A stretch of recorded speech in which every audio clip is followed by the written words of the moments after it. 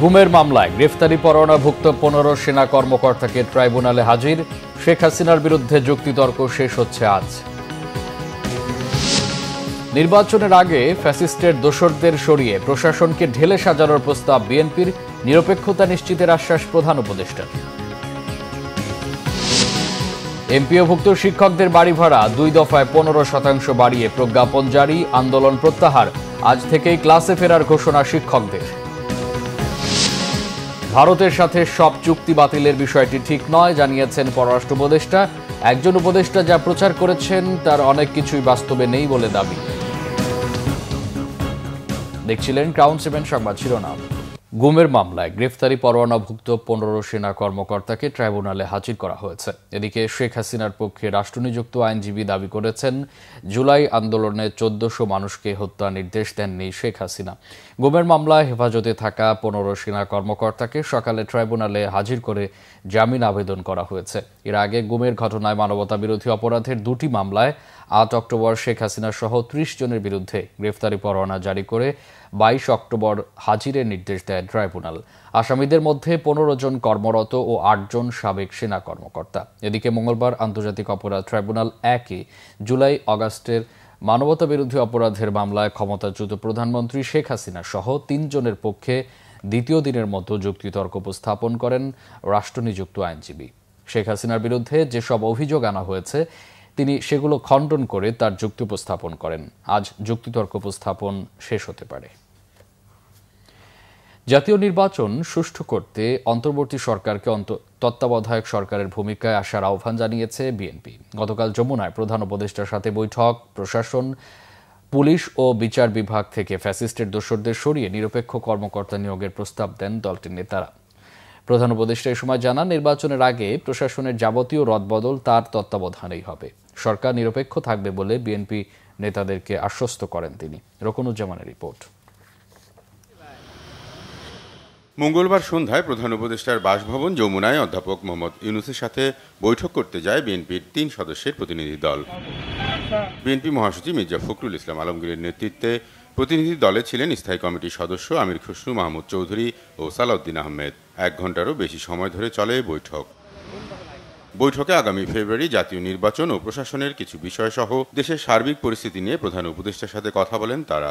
বৈঠক শেষে বিএনপি মহাসচিব মির্জা ফখরুল ইসলাম জানান, সুষ্ঠু নির্বাচন করতে প্রশাসনকে নিরপেক্ষভাবে ঢেলে সাজাতে প্রধান উপদেষ্টার কাছে দাবি জানিয়েছে বিএনপি।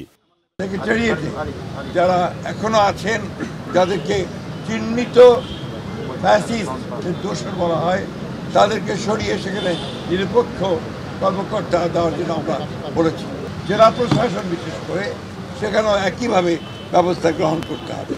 এবং আমরা কিছু কিছু কথা বলে এসেছি যেগুলো আমরা মনে করেছি যে তারা এখনও সেই পুরনো সরকারের, ফ্যাসিস্ট সরকারের স্বার্থ পূরণ করছে, তাদেরকে অপসারণের কথা আমরা বলেছি।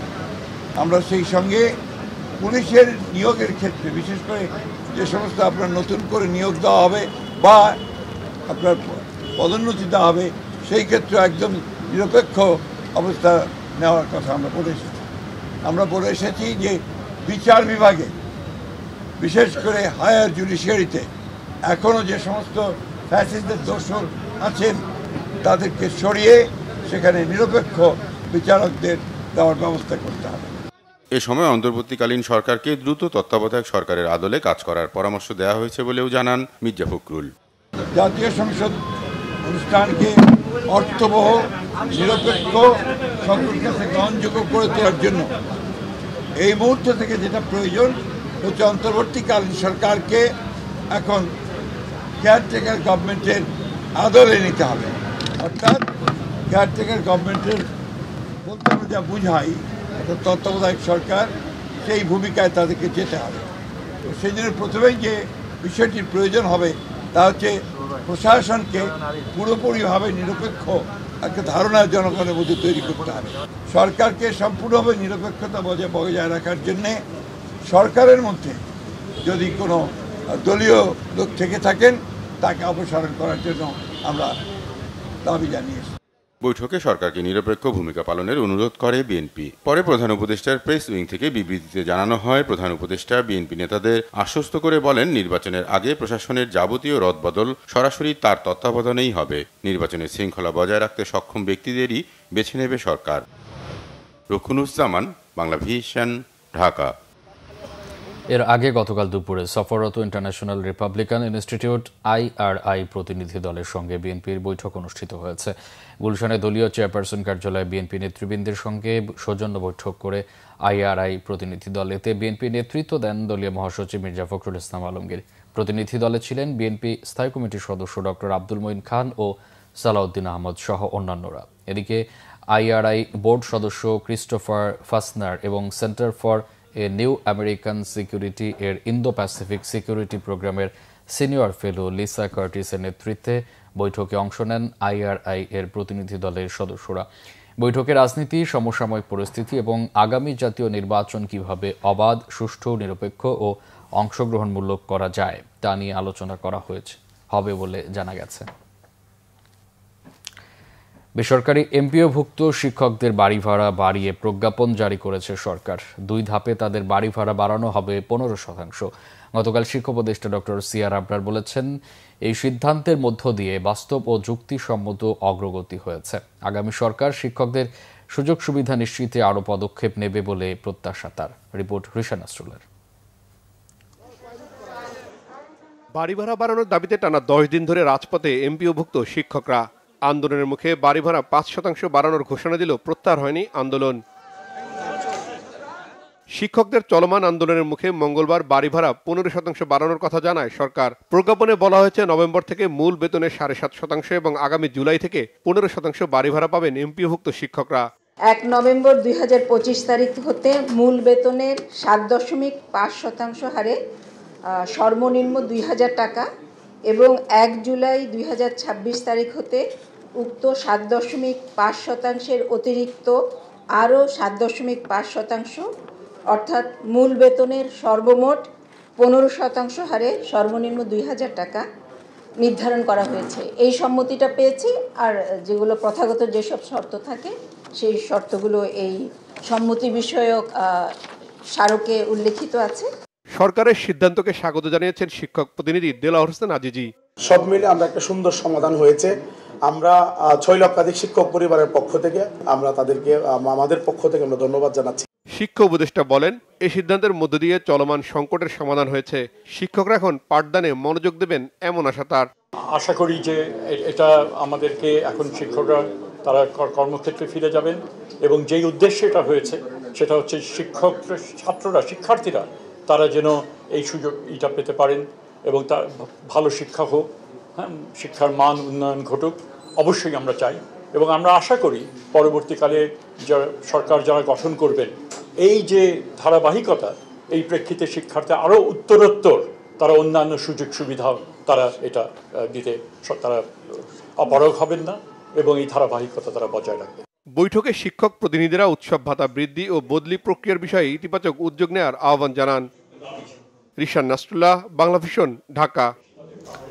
এদিকে 15% বাড়ি ভাড়া বাড়ানোর দাবি মেনে নেয় আন্দোলন প্রত্যাহার করেছেন শিক্ষকরা। আজ থেকেই ক্লাসে ফেরার ঘোষণা দিয়েছেন তারা। গত কয়েকদিনের আন্দোলনে শিক্ষার্থীদের ক্ষতি পুষিয়ে দিতে বার্ষিক পরীক্ষার আগ পর্যন্ত প্রতিদিন শনিবার অতিরিক্ত ক্লাস নেওয়ার আহ্বান জানিয়েছেন শিক্ষক নেতা দেলোয়ার হোসেন আজিজি। রিপোর্ট করছেন ইমরুল কায়েস। বাড়ি ভাড়া সহ অন্যান্য ভাতা বাড়ানোর দাবিতে কেন্দ্রীয় শহীদ মিনারে গত 10 দিন ধরে আন্দোলনে এমপিওভুক্ত শিক্ষকরা। অবশেষে সুখবর পান তারা। মঙ্গলবার দুপুরের আগেই বাড়ি ভাড়া 15% বাড়িয়ে প্রজ্ঞাপন জারি করে সরকার। এতে আন্দোলনের স্থান পরিণত হয় উৎসবে। আন্দোলন সমাপ্তির ঘোষণা দেন শিক্ষক নেতা অধ্যক্ষ দেলোয়ার হোসেন আজিজি। আন্দোলনে সমর্থন দেয় বিএনপি, জামাত, এনসিপি সহ অন্যান্য রাজনৈতিক দলগুলোকে ধন্যবাদ জানান তিনি। আন্দোলন করে সফল হয়ে প্রজ্ঞাপন নিয়ে বাড়ি যাচ্ছে আলহামদুলিল্লাহ। আমাদের সকল আন্দোলন কর্মসূচি আমরা প্রত্যাহার করছি। বার্ষিক পরীক্ষার আগ পর্যন্ত যে কয়টা শনিবার আছে আমরা এই কয়টা শনিবার আমরা। এ সময় সন্তোষ প্রকাশ করে সবসময় শিক্ষকদের পাশে থাকার ঘোষণা দেন আন্দোলনে সহমর্মিতা জানাতে আসা এনসিপি নেতারা।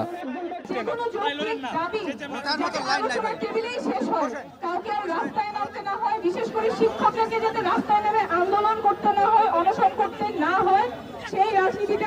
করতে হবে। সামনে আসেন, আমরা করতে পেরেছি। সামনে আসেন, আপনারা দেখতে পাচ্ছেন আমাদের হাতে। বাড়ি ভাড়া বাড়ানোর খবরে উচ্ছ্বাস প্রকাশ করে সরকারকে ধন্যবাদ জানান সাধারণ শিক্ষকরা। আন্দোলন এবং অনশনে থাকার পরে আমরা যে আজকে বিজয় অর্জন করেছি, এটি হচ্ছে সমগ্র শিক্ষক জাতির জন্য আনন্দের। দীর্ঘদিনের একটা বঞ্চনা থেকে অন্তত আমাদের একটা প্ল্যাটফর্মে আমাদের বাড়ি ভাড়ার যে ধারাটা অব্যাহত হলো, আশা করি এই ধারার মাধ্যমে একদিন জাতীয়করণ হবে ইনশাআল্লাহ। আমরা ক্লাসে ফিরে যাব, ছেলেমেয়েরা প্রাণপ্রিয় ভাবে, আমাদের আগামীতে পরীক্ষা রয়েছে। আমরা খুশি, সরকারকে ধন্যবাদ জানাচ্ছি। দুপুরের পরপরই শহীদ মিনার এলাকা ছেড়ে দেন শিক্ষকরা। বেশ কয়েকদিন আন্দোলন সংগ্রামের পর অবশেষে হাসি ফুটে উঠেছে শিক্ষক সমাজের মুখে। এমপিওভুক্ত শিক্ষকরা এই শহীদ মিনারে গত কয়েকদিন ধরে আন্দোলন করছিলেন। তাদের দাবি যে বাড়ি ভাড়া বাড়ানোর কথা, সেটি সরকার মেনে নিয়েছে। তারা বলছেন বাকি দাবিগুলো পর্যায়ক্রমে সরকার মেনে নেওয়ার আশ্বাস দিয়েছেন। তাই তারা আন্দোলন শেষ করে ক্লাসে ফিরে যাচ্ছেন। ইমরুল কায়েস, বাংলা ভিশন, শহীদ মিনার, ঢাকা। তত্ত্বাবধায়ক সরকার ব্যবস্থা জনগণের ইচ্ছা, আর জনগণের ইচ্ছা হচ্ছে সংবিধানের মৌলিক কাঠামো, এমন যুক্তি তুলে ধরেছেন আইনজীবী শরীফ ভূঁইয়া। তত্ত্বাবধায়ক বাতিলের রায় আইনগতভাবে দুর্বল, আইন বুঝতে ও প্রয়োগে ভুল হয়েছে বলে আদালতকে যুক্তি দেন এই আইনজীবী। মঙ্গলবার প্রধান বিচারপতি সৈয়দ রেফাত আহমেদের নেতৃত্বে 7 সদস্যের আপিল বেঞ্চে এই শুনানি হয়। আপিল শুনানির প্রথম দিনে সুজন সম্পাদক সহ 5 জনের আইনজীবী ড শরীফ ভূঁইয়া বলেন, সংবিধানের মৌলিক কাঠামো তত্ত্বাবধায়ক সরকার ব্যবস্থা, এই ব্যবস্থা বাতিল করে ধ্বংস করা হয়েছে গণতন্ত্র ও নির্বাচন ব্যবস্থাকে। তাই জনগণের গণতান্ত্রিক অধিকার নিশ্চিতে তত্ত্বাবধায়ক সরকার ফিরিয়ে আনা দরকার। আদালতের সময় শেষ হয়ে যাওয়ায় আজ পর্যন্ত শুনানি মুলতবি করেন আপিল বিভাগ। পরে সাংবাদিকদের প্রশ্নের জবাবে আইনজীবী ড শরীফ ভূঁইয়া বলেন, আপিলের রায়ে যদি তত্ত্বাবধায়ক ব্যবস্থা ফিরেও আসে, তবুও আগামী নির্বাচন অন্তর্বর্তী সরকারের অধীনেই হতে হবে।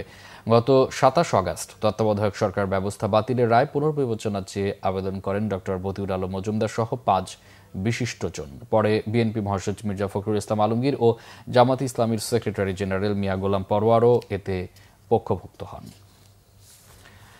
একজন উপদেষ্টা ভারতের সঙ্গে চুক্তি বাতিলের যেসব বিষয় প্রচার করেছেন, সেগুলোর অনেক কিছুই বাস্তবে নেই। উনি এটা না করলেও পারতেন, বলেছেন পররাষ্ট্র উপদেষ্টা তৌহিদ হোসেন। গতকাল পররাষ্ট্র মন্ত্রণালয়ের ব্রিফিংয়ে তিনি এসব কথা বলেন। সম্প্রতি ফেসবুক পোস্টে ভারতের সাথে চুক্তি বাতিলের বিষয়টি জানান এলজিআরডি উপদেষ্টা আসিফ মাহমুদ। পররাষ্ট্র উপদেষ্টা তৌহিদ হোসেন জানান, ভারতের সাথে সব চুক্তি বাতিলের বিষয়টি ঠিক নয়। ত্রিপুরায় 3 বাংলাদেশি হত্যার ঘটনায় এখনো জবাব দেয়নি ভারত। আশ্বস্ত করেন, পারস্পরিক স্বার্থ বজায় রেখে পাকিস্তানের সাথে স্বাভাবিক সম্পর্ক বজায় রাখা হবে। বলেন, রাশিয়া বা কোনো দেশে বেআইনিভাবে কিংবা অন্য কোনো উপায়ে গিয়ে ইচ্ছাকৃতভাবে সৈনিক হিসেবে যুদ্ধে অংশ নিলে সে ব্যাপারে ব্যবস্থা নেওয়া কঠিন। তবে জোরপূর্বক বাংলাদেশি কোনো নাগরিককে যুদ্ধ করালে সে ব্যাপারে ব্যবস্থা নেবে পররাষ্ট্র মন্ত্রণালয়। আওয়ামী লীগের কার্যক্রমের উপর নিষেধাজ্ঞা তুলে নেবার বিবৃতি প্রসঙ্গে পররাষ্ট্র উপদেষ্টা বলেন, মানবাধিকার সংগঠনের সব দাবি মানা সম্ভব নয়। তালিকাটা এসেছে ওখানে, এটা সঠিক নয়। এর অধিকাংশ এক্সিস্ট করে না আদৌ। একটি মাত্র চুক্তি গার্ডেনরিচের সাথে, গার্ডেনরিচ শিপইয়ার্ডের সাথে যে চুক্তিটা, ওটা বাতিল করা হয়েছে। হিউম্যান রাইটস সংগঠনগুলো তাদের কাজ করবে, সরকারের পক্ষে তাদের সব কিছু মেনে নেওয়া কখনোই সম্ভব হবে না। অবশ্যই আমরা যখন কোনো মানবাধিকার নিয়ে যখন কোনো কনসার্ন আসে, সেটাকে আমরা বিবেচনায় নিই এবং সরকারের পক্ষে যেটুকু সম্ভব সেটা করা হয়। ত্রিভুজ প্রেমের বলি হলেন জগন্নাথ বিশ্ববিদ্যালয়ের শিক্ষার্থী জুবায়েদ। প্রেমিকা বর্ষার পরিকল্পনাতেই হত্যা করা হয় তাকে। বর্ষা আর তার আরেক প্রেমিক মাহিরের পরিকল্পনায় সংগঠিত হয় এই হত্যাকাণ্ড। পুলিশ বলছে, শবনম বর্ষা একই সঙ্গে জুবায়েদ ও মাহিরের সাথে প্রেম করত। এক পর্যায়ে জুবায়েদের দিক থেকে মুখ ঘুরিয়ে নেয় সে, আর আরেক প্রেমিক মাহিরের সাথে পরিকল্পনা করে তাকে হত্যা করা হয়। এই খুনের রাজনৈতিক সম্পৃক্ততা নেই বলেও দাবি পুলিশের। এস এম ফয়েজের রিপোর্টে বিস্তারিত। জগন্নাথ বিশ্ববিদ্যালয়ের ছাত্র জুবায়েদ বাসায় পড়াতে গিয়ে পড়ানোর সময় তার সাথে প্রেমের সম্পর্ক গড়ে ওঠে ছাত্রী শবনম বর্ষার। কিন্তু বর্ষা একই সাথে সম্পর্ক চালিয়ে যায় তার আরেক প্রেমিক মাহির সঙ্গে। এক পর্যায়ে বর্ষা আর মাহির জুবায়েদ হত্যার পরিকল্পনা করে, এমন দাবি পুলিশের। বর্ষার পরিকল্পনা অনুযায়ী জুবায়েদকে হত্যা করার তারা সিদ্ধান্ত নেয়। সেই সিদ্ধান্ত মোতাবেক তারা এই ঘটনার দিনে সে প্রাইভেট পড়াতে আসবে 4টার সময়। এই ইনফরমেশনটা পাস করে মাহির তার বন্ধু আইলান সহ তারা পরিকল্পনা মাফিক আগেই তাদের বাসার নিচে এই গলিতে অবস্থান করে জোবায়েদ যখন এখানে আসে উপস্থিত হয়, তার সাথে কথা কাটাকাটি হয়, তাকে বর্ষাকে ত্যাগ করার কথা বলা হয়, তার ওখান থেকে সরে আসতে বলা হয়। সেটা বলে যে সে মেয়ে তো আমাকে ভালোবাসে, আমি কেন সরে যাব। এই এক পর্যায়ে তর্কাতর্কির পর্যায়ে এই চাকু দিয়ে তার গলায় পোস্ট দিলে জোবায়েদ অতিরিক্ত রক্তক্ষরণে সেখানে মারা যায়। পুলিশ বলছে জোবায়েদকে হত্যার সময় ঘটনাস্থলেই ছিলেন বর্ষা। প্রাণ ভিক্ষা চাইলেও মন গলেনি বর্ষার। এই খুনের সঙ্গে রাজনৈতিক কোনো সম্পৃক্ততা নেই বলেও দাবি পুলিশের। মেয়েটা চালু, দুই দিকেই সে সম্পর্ক বজায় রাখছে। একটা পর্যায়ে মাহির বোধহয় এটা টের পাইছে, ও যখন চার্জ করছে এটা কবে নাগাদ, 26শে সেপ্টেম্বরের পরে তাদের মধ্যে পরিকল্পনা আসে যে তাকে আমরা ওই সরাই দিবে। এই ঘটনায় আমরা মোহাম্মদ মাহির, বার্জিস শাবনাম বর্ষা মেয়েটা এবং মাহিরের যে বন্ধু ফারদিন আহমেদ আইলান, 3 জনকেই আমরা গ্রেফতার করতে সক্ষম হয়েছি। রাজনৈতিক কোনো বিষয় এখানে নাই, এটা ত্রিভুজ প্রেমের কাহিনী, কমপ্লিটলি ত্রিভুজ প্রেমের কাহিনী। এটাকে রাজনৈতিক কালার দেওয়ার কোনো সুযোগ নাই বা আমরা ওই দিকে তেমন কিছু পাইও নাই। জোবায়েদের স্বজনরা বলছেন ভেবেচিন্তে মামলা করা হয়েছে। ত্রিভুজ প্রেম কথাটা এখানে মোটেও খাটবে না। এখানে হচ্ছে এক বখাটের ইপটিজিং এর হাত থেকে বাঁচাইতে গিয়ে, ছাত্রীকে বাঁচাইতে গিয়ে শিক্ষক নিহত হয়েছে। বর্ষা জোবায়েদের প্রতি দুর্বল হয়েছে, এটা আমার ধারণার। কিন্তু জোবায়েদ তার প্রতি কোনো দুর্বলতা ছিল এটা কাউকে বলেও না, এটা কেউ জানেও না। তবে নিছক প্রেমের কারণে এমন হত্যাকাণ্ড মানতে নারাজ জোবায়েদের পরিবার। SM Foyez, Bangla Vision, Dhaka. এদিকে জগন্নাথ বিশ্ববিদ্যালয়ের শিক্ষার্থী ও ছাত্রদল নেতা জোবায়েদ হত্যার অভিযোগ স্বীকার করেছে মামলার প্রধান আসামি মাহির ও শবনম বর্ষা সহ 3 জন। তাদেরকে কারাগারে পাঠানো হয়েছে। মঙ্গলবার বিকেলে ঢাকার চিফ মেট্রোপলিটন ম্যাজিস্ট্রেটের আদালতে তোলা হয় জোবায়েদ হত্যাকাণ্ডে জড়িত সন্দেহে গ্রেফতার 3 আসামিকে। রাজধানীর বংশাল থানার দায়ের করা মামলায় তাদেরকে আদালতে তোলা হয়। আদালতে জবানবন্দিতে হত্যার দায় স্বীকার করে তারা। পরে আদালত আসামিদের কারাগারে পাঠানোর আদেশ দেয়। এ সময় ন্যায় বিচারের দাবিতে আদালত প্রাঙ্গণে বিক্ষোভ করে জগন্নাথ বিশ্ববিদ্যালয়ের শাখা ছাত্রদলের নেতাকর্মী ও সাধারণ শিক্ষার্থীরা। আদালতে 164 এর জন্য আবেদন করা হয়েছে এবং 164 এ মাহির, বর্ষা এবং মাহিরের বন্ধু 3 নং আসামি বিজ্ঞ আদালতে 164 জবানবন্দি দিয়ে দোষ স্বীকার করেছেন। আমরা চাই, যেহেতু এটা একটা চাঞ্চল্যকর ঘটনা, এই মামলার যাদেরকে সাক্ষী করা হবে, 161 নেওয়া হবে, চার্জশিট তৈরি করা হবে, সকল আইনের প্রসিডিউর সুন্দরভাবে মেনটেন করে এই মামলাকে প্রসিডিউর করবে, যেন ভবিষ্যতে ট্রায়াল ফেস করতে গিয়ে আমরা যেন কোনো সমস্যার সম্মুখীন না হই। দর্শক, গুমের মামলায় আন্তর্জাতিক অপরাধ ট্রাইব্যুনালে হাজির করা হয়েছে 15 সেনা কর্মকর্তাকে। এই মুহূর্তে সেখানে আছেন সহকর্মী মোবাশ্বের আহমদ, সরাসরি যুক্ত হচ্ছি তার সাথে। মোবাশ্বের, ট্রাইব্যুনালে সেনা কর্মকর্তাদের হাজিরের বিষয়ে বিস্তারিত জানাবেন। নিরাপত্তা ব্যবস্থা কেমন দেখছেন? জি মামুন, আপনি যেমনটা বলছিলেন, আসলে বিগত সরকারের আমলে, অর্থাৎ শেখ হাসিনা সরকারের আমলে দুটি গুমের মামলা এবং জুলাই গণঅভ্যুত্থান চলাকালীন একটি হত্যা মামলায় আসলে আজকে সকাল 7:15-র দিকে আন্তর্জাতিক অপরাধ ট্রাইব্যুনালে 15 জন সেনা কর্মকর্তাদেরকে হাজির করা হয়। 8 অক্টোবর অভিযোগ দাখিল করার পর আজকে কিন্তু সকালে তাদেরকে ট্রাইব্যুনালে হাজির করা হয় এবং এই যে তাদেরকে এই ট্রাইব্যুনালে হাজির করা হয়েছে, অর্থাৎ আন্তর্জাতিক অপরাধ ট্রাইব্যুনাল 1-এ হাজির করা হয়েছে, এই হাজিরকে কেন্দ্র করে কিন্তু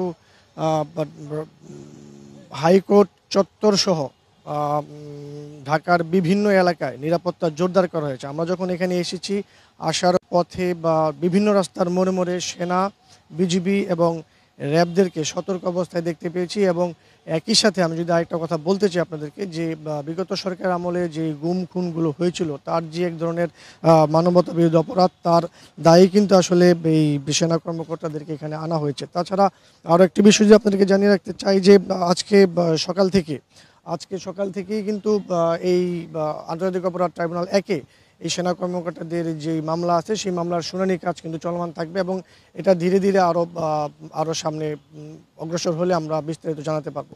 তো এই ছিল আমার কাছে আন্তর্জাতিক অপরাধ ট্রাইব্যুনাল থেকে সর্বশেষ। মোবাশ্বের, আপনাকে ধন্যবাদ।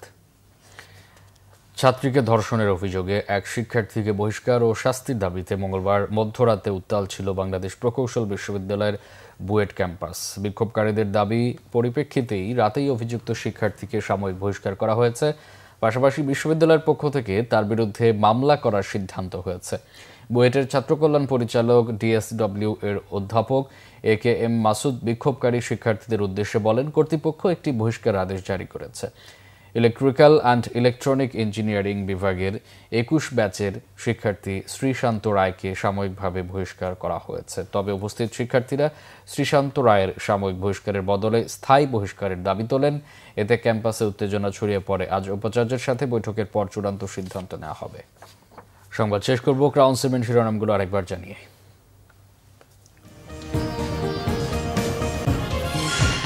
গুমের মামলায় গ্রেফতারি পরোয়ানাভুক্ত 15 সেনা কর্মকর্তাকে ট্রাইব্যুনালে হাজির। শেখ হাসিনার বিরুদ্ধে যুক্তিতর্ক শেষ হচ্ছে আজ। নির্বাচনের আগে ফ্যাসিস্টের দোসরদের সরিয়ে প্রশাসনকে ঢেলে সাজানোর প্রস্তাব বিএনপির। নিরপেক্ষতা নিশ্চিতের আশ্বাস প্রধান উপদেষ্টার। এমপিওভুক্ত শিক্ষকদের বাড়ি ভাড়া 2 দফায় 15% বাড়িয়ে প্রজ্ঞাপন জারি। আন্দোলন প্রত্যাহার। আজ থেকেই ক্লাসে ফেরার ঘোষণা শিক্ষকদের। ভারতের সাথে সব চুক্তি বাতিলের বিষয়টি ঠিক নয়, জানিয়েছেন পররাষ্ট্র উপদেষ্টা। একজন উপদেষ্টা যা প্রচার করেছেন তার অনেক কিছুই বাস্তবে নেই বলে দাবি। এই ছিল এখনকার মতো। পরের সংবাদ সকাল 10টা, এর আগে 9টা রয়েছে নিউজ টপ 10 দেখার আমন্ত্রণ রইল। এছাড়া বাংলা ভিশন সংবাদ ও সংবাদ সংশ্লিষ্ট অনুষ্ঠান দেখতে ভিজিট করুন www.bfnews24.com ও facebook.com/banglavisionnews এবং সাবস্ক্রাইব করুন youtube.com/banglavisionnews। এতক্ষণ সাথে থাকায় অসংখ্য ধন্যবাদ।